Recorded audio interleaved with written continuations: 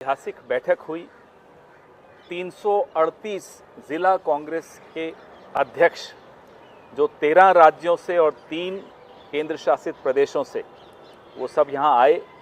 इस बैठक में हमारे राष्ट्रीय अध्यक्ष श्री मल्लिकार्जुन खड़गे जी, राहुल गांधी जी हमारे leader of opposition, K C. Venugopal ji महासचिव संगठन और इन 13 राज्यों और 3 केंद्र शासित प्रदेशों के जो प्रभारी महासचिव या इंचार्ज हैं वो सब मौजूद थे। इस बैठक में ये टू वे कम्युनिकेशन हुई, दो तरफा कम्युनिकेशन हुई। ना केवल कांग्रेस अध्यक्ष श्री मल्लिकार्जुन खड़गे साहब ने इस बैठक को संबोधित किया, ना केवल श्री राहुल गांधी ने इस बैठक को संबोधित किया, ना केवल श्री के.सी. वेणुगोपाल जी ने इस बैठक को संबोधित किया, बल्कि हर राज्य से 1 या 2 जिला अध्यक्षों के भी विचार सुने। उन्होंने अपने विचार और सुझाव खुलकर दिए। राहुल जी ने कहा कि जो जिला कांग्रेस कमेटी इकाई है वो नींव के समान है और कोई भी भवन मजबूत नींव के बगैर खुद मजबूती नहीं हासिल कर सकता। मल्लिकार्जुन खड़गे साहब ने अपने वक्तव्य में कहा कि जो संदेश है कांग्रेस का, जो विचारधारा है कांग्रेस की और जो लड़ाई कांग्रेस लड़ रही है, उस लड़ाई को जिला कांग्रेस अध्यक्षों की माध्यम से, उन्हीं के माध्यम से सड़क तक, हर घर तक ले जाने का काम वही कर सकते हैं। उसी माध्यम से ये संभव है। श्री अजय माकन ने भी संबोधित किया इस बैठक को और उन्होंने भी कुछ घोषणाएं की जो आने वाले दिनों में हम आपसे साझा करेंगे कि कैसे आर्थिक रूप से डीसीसीज को सुदृढ़ किया जाए। उसके बाद 4 प्रेजेंटेशंस हुई।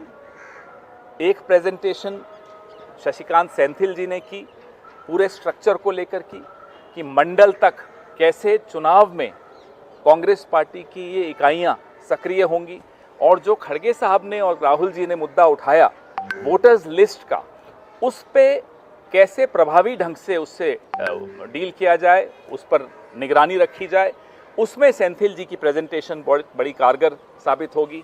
एक प्रेजेंटेशन मैंने की मीडिया कम्युनिकेशन विभाग की तरफ से कि मीडिया कम्युनिकेशन विभाग जिला इकाइयों से क्या अपेक्षा रखता है कि वो कैसे संदेश को नीचे तक प्रसारित करें, और सुप्रिया श्रीनेत जी ने सोशल मीडिया पे प्रेजेंटेशन की, विजेंद्र सिंगला ने प्रेजेंटेशन की कांग्रेस की कितनी प्रॉपर्टीज़ हैं अलग अलग ज़िले में, उसको कैसे सुदृढ़ तरीके से अपने सफाई भी रखें, उसकी मेंटेनेंस भी करें और उसका अच्छा उपयोग भी कर सकें।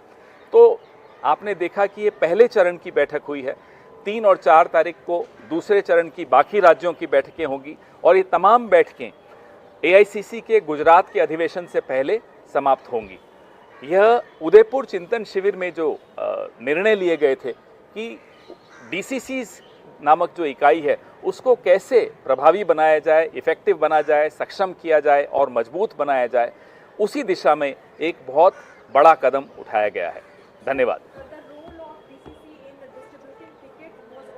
It was discussed and it was received very favorably, and in the days to come you will see some announcements which will be made.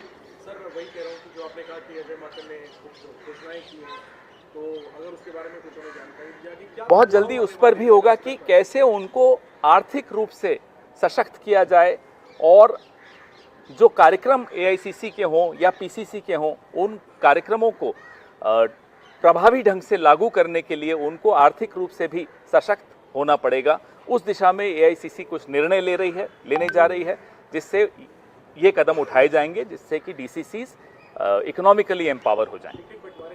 जी, उनकी उसमें भी भूमिका रहेगी।